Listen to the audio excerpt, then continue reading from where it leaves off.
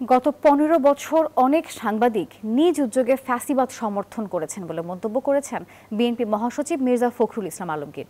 জানান, নিজেদের মধ্যে বিভক্তির কারণেই সাংবাদিকরা বিভিন্ন রাজনীতিকদের পকেটে ঢুকে যান।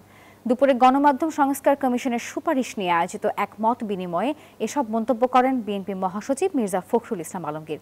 বিএনপি সবসময় গণমাধ্যমের উন্নয়নের জন্য কাজ করেছে উল্লেখ করে তিনি বলেন, রাষ্ট্র পরিচালনার দায়িত্ব পেলে ব্রডকাস্ট জার্নালিস্ট সেন্টারের দাবিগুলো অগ্রাধিকারের ভিত্তিতে দেখা হবে।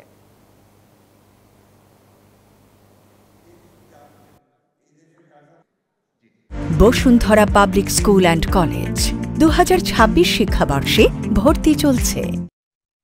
না করি, মনের মধ্যে না নেই, পরিবর্তন করতে না চাই, তাহলে এইভাবে সংস্কার কতটুকু সম্ভব হবে আমি জানি না।